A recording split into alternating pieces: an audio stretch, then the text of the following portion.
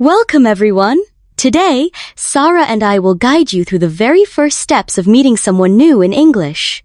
Many people feel nervous starting a conversation, so let's show our listeners a warm, simple way to begin. Absolutely, Alex. Often, just a smile and a greeting can make all the difference. We'll model a conversation between two students meeting at a language class. Ready to help our listeners break the ice? Definitely. We'll start with the basic simple greetings to open the conversation. Listeners, listen closely to the tone and rhythm as we begin. And remember, these first words are universal. Whether you're in New York or Tokyo, hi can open doors. Let's jump into our role play with John and Emily. I'll be John and Sarah will be Emily. Here's how our conversation begins. Hi, my name is John. Nice to meet you. Sarah, why is it important to start with your name and a polite phrase? Nice to meet you is a signal of friendliness and respect. It sets a positive tone and shows you're open to the conversation. Using your name first also makes it easier for the other person to remember you. Exactly. These phrases help break down barriers, especially if you're shy. Listeners, repeat after us. Hi, my name is John. Nice to meet you. And practice with your own name. The more you say it, the more natural it will feel when meeting someone new. Once introductions are made, the next common question is, where are you from? In our role play, Emily replies, I'm from Canada. And you? Sarah, why is this question so popular? It's a simple way to find common ground. People often feel proud of their hometown or country. Plus, it's an easy fact to share, even for beginners. It can lead to more interesting topics, like travel or culture. Listeners, notice how Emily turns the question back. And you? This keeps the conversation flowing, making both people feel included. Yes, and this back and forth is essential in friendly conversations. Try practicing both asking and answering. Where are you from? Next, John asks, what do you do? Emily replies, I'm a student. I study English. Sarah, why do people often ask about jobs or studies right away? It helps us understand each other's daily life and routines. Work or study is a big part of who we are. Even if you're not working, saying I'm a student or I'm learning English connects you to your listener. And if someone has an unusual job, it can spark curiosity. For example, imagine Emily said, I'm a zookeeper. That could lead to unique follow-up questions. Right. Listeners, practice saying, I'm a student, or fill in your own job. This simple pattern IMA is used everywhere. After sharing where you're from, it's natural to ask, where do you live now? In our example, John says, I live in London. Sarah, how does this question help deepen the conversation? It gives more specific information and opens the door to talking about local life.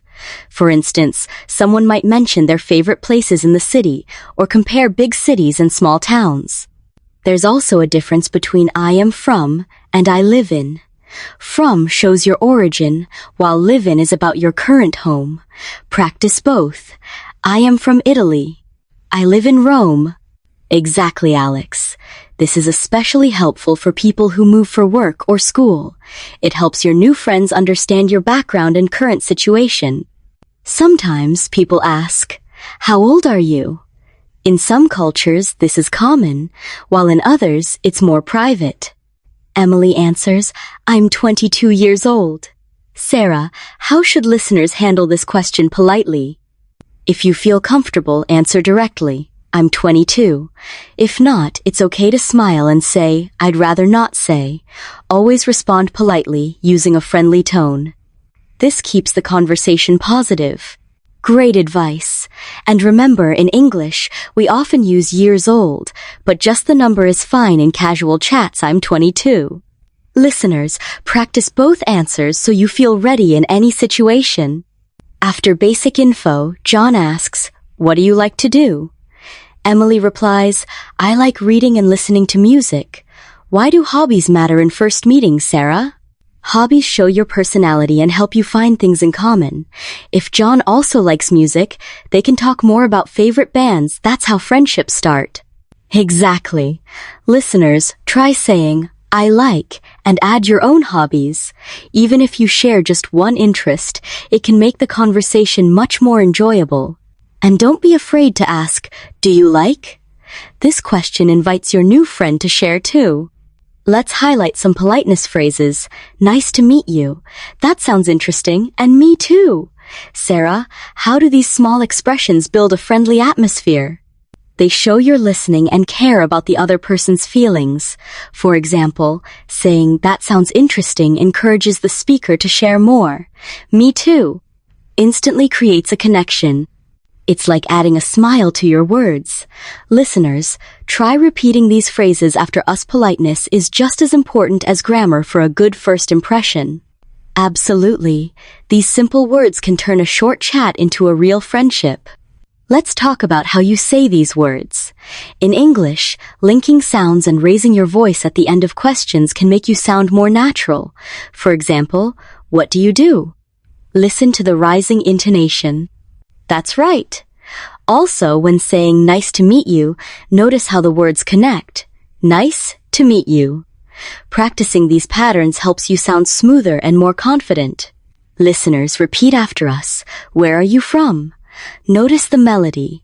These small details make a big difference in real conversations. And don't worry if it feels strange at first. With practice, your pronunciation will improve quickly. Now it's your turn. Imagine you're meeting a new classmate. We challenge you to introduce yourself, ask where they're from, and what they like to do. Ready, Sarah? Let's give an example. Sure. Hi, my name is Emily. Nice to meet you. Where are you from? I'm from Brazil. I'm a student. And you? Now, listeners, pause the episode and try your own version out loud. Remember to use a friendly tone, smile, and the new vocabulary you learned today. Practicing builds confidence for your next real-life conversation. As we wrap up, remember even if you make mistakes, every conversation is a chance to learn. The key is to be open, listen well, and enjoy the process of meeting new people. Absolutely.